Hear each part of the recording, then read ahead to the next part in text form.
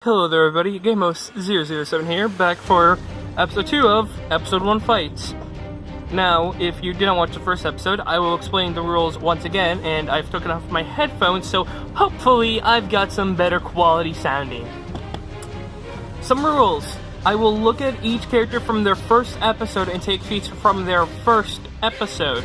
They do something in that episode though, as in, for example, last episode with Kakashi, he doesn't do anything until episode 4, so I use feats until episode 4.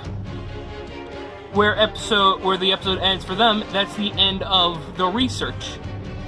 Now, today's episode, we've got Korosensei, the unkillable teacher from Assassination Classroom, versus Saitama, the hero for fun. Today, I will look at each of their first episodes, look at the feats that they've accomplished, and, see how they pair in a fight. I don't know, I'm not funny. Starting off, we have Korosensei. Not much is known about him except he's an earthling, quote-unquote, born and raised, being, in the subtitles, mostly known as a tentacle teacher. His backstory isn't explored on much, except the Japanese government saw him, picked him up, and did tests to see, how do we kill this unkillable guy? Which we'll get to in the weaknesses part. Let's see here. What we do know is that he did talk to what seems to be a scientist about teaching the students that she taught for a year, basically, is what he went for. So he went to class 3E, the reject class, the end class. Whoever's there, well, they're failing and they're probably not going to go into any big job, so, yeah. He gave the government, his fucking, whatever. He told them his terms. If the students of class 3E would assassinate Korosensei before the end of the school year, he would not blow up the Earth. If they failed to, the Earth would be obliterated. Already stating to blowing up the moon, part of the moon, the government, they didn't take what he said they didn't take it very lightly, so they first attempted to kill him. Then they went with his orders. Going off some feats, he's able to, dodge a rapid-fire assault rifle and pistol shots from, everyone in the Class 3E. He's able to, he's stated to move at Mach 20. He's able to, fly around close to a Japanese fighter jet and clean the thing. He's also able to catch one of the Japanese missiles launched at him. Those are some pretty good speed feats for, well, an octopus. Kind of whole thing's speed. Let's see here. Durability hasn't shown much since, bullets and that stuff seem to not work on him. And he's able to survive in the vacuum of space and near the sun and radiation and all that. For he had to get close to the moon to destroy it. He's got tentacles which can go and carry around and grab a bunch of shit. And he's got some weird powers. His body changes depending on his mood. Green stripes mean he's getting cocky.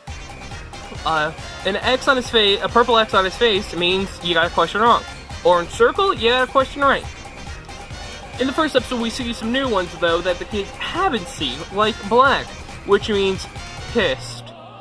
That's when you've pushed Korosensei to the limit, and he's, might go back on his agreement of not hurting the children, But he doesn't, he just scared them shitless. I would be too. Tentacle monster flying at Mach 20 and above grabs the plate to my house, and I'm like, oh, alright. Oh yeah, he also sheds once a month that can protect him or anyone from damage, which he used on Nagisa when she, almost suicide-bombed herself to kill him with a grenade full of the anti-Kuro BBs, which goes on to his weaknesses. He's not weak so much, but the anti-Kuro BBs are a big weakness for him, though that is a technically no-limits fallacy, so if we're able to be stronger than him, you will be able to hurt him. As that's how no-limit fallacies work. That's how people go at him, is that if you're stronger, you'll still be able to hurt them. They're just susceptible to that thing. He can get really cocky, and if it's during lunchtime and he's eating lunch, he gets sleepy, which is shown by his pink face. Yeah, there's not much really said, but Korosensei, assassination, teacher, kinda best of both worlds. Travis Touchdown would love this man. Deal, kiddos. The agreement I have with your government forbids me from harming you. But there's a catch. If you pull another irresponsible stunt like that again, there's nothing that says I can't harm someone else. Family, friends, everyone in the world except for you if I feel like it. Moving on to Saitama. Just a normal guy, got him rejected from his job application, was walking down one day until a giant crab monster came up to him, named fucking name, such a stupid name. Crablanite. Fucking whatever. Who was going to kill a kid with a bald chin. It's One Punch Man. You kind of just roll with it.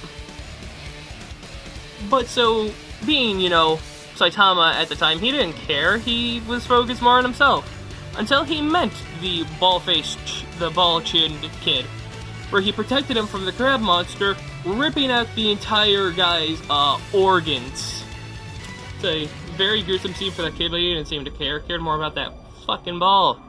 So then, he grew to be what he wanted to be. A hero who can beat anyone in one punch! He was probably the kid that had an everything shield too. So, he's got powers, I guess. He's able to one-punch everything that's in front of him. Things like Vaccine Man, or a car monster, or, a giant fucking Titan wannabe. He's beaten all of them in one punch. So, easily, he should be above the building level easily, as some of these monsters, like Vaccine Man, tower over buildings. And he just jumps up to him and just punch dead casually. He knocked a bunch of clowns away, too, during his fight with Vaccine Man, after he, killed them, in one shot. Speed feints are really not much he can go for, except for if we give him his attack speed, the speed of moving all the clouds away. Durability, it's not known, but it should probably be the same as strength, as he's not Deku, he's not breaking his bones every time he punches, Yeah, weaknesses, he really doesn't have any. He says he doesn't really feel emotion, so that might be something for him. He doesn't have emotion, so they can't be manipulated that easily. He seems to be really carefree and doesn't really care about much.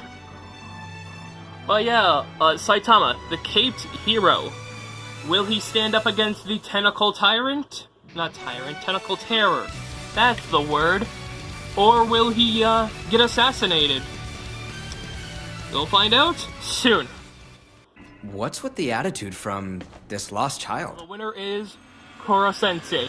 Now I bet some of you are wondering, wait, how did Koro win? Saitama's a gag character, and ooh, can't wait to get into this one, yeah. Saitama is not established to be a gag character. He's more established to be just a parody on everything. Parody on everything superheroes, like how Watchmen are, or The Boys, with a Z, I think. Whatever. They're meant to be a parody on it, not joke. They're not a really. And even if that was the case, that doesn't matter, as I feel joke characters are meant to be more like, okay, anything is in the realm of possibility for them, not that they're unbeatable. Second off, Saitama hasn't shown impressive feats compared to Korosensei. Korosensei blew up part of the moon, and stated to obliterate the planet, putting Koro around the large country to large planet levels of strength. I know, later on, it's said that no, he didn't blow up the moon, and if he were to blow up, he would die, but we're not told that in the first episode. While Saitama's cloud-moving feat for Vaccine Man, using using the rough estimation as I can, comparing the clouds to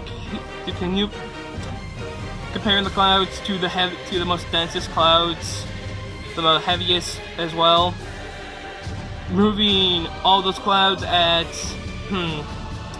really fast, 8,744.4072 meters per second. It gets to 0.03 megatons, or more better, any smaller number, 33.01 kilotons of TNT, aka town level. Now, of course, he one-shot, so I would say he could be 10 times that. So he's now at 330 kilotons of TNT. That would still put him at, like, large town, maybe city level of strength. It's still not comparable to Korosensei. Korosensei sure can move at Mach 20, which, I'm gonna be honest, I didn't check to see which one was faster, the 8,000 meters per second or the Mach 20, but the chip damage would not be enough for Saitama to do anything to Korosensei until, Korosensei touched him and he dies. It's very fun to look at these matches, because, see here, Saitama can't do much to Korosensei. The shedding would catch Saitama off guard, even if they both were at their lowest, aka Saitama just casually walking around, not caring, and Korosensei sleepy and cocky. I still believe it would only take, like, a little bit for Korosensei to be like, okay, no, I need to actually beat this guy. Then go over to him and touch him and kill him, basically. Of course, in all of its fallacy, Saitama would, if he was stronger, definitely would be able to hurt Korosensei. But he's not. The chip damage just isn't enough. Korosensei was just so much stronger and more durable than Saitama in the first episode.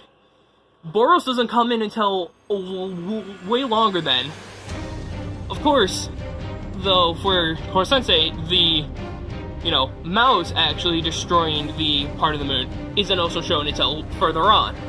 If it were to take place in the more current, I believe Saitama probably would win, but that's a different story from a really big guesstimate for me. But so that's the end. Enough talking. The winner is Korosensei. And next time on Episode 1 Fights.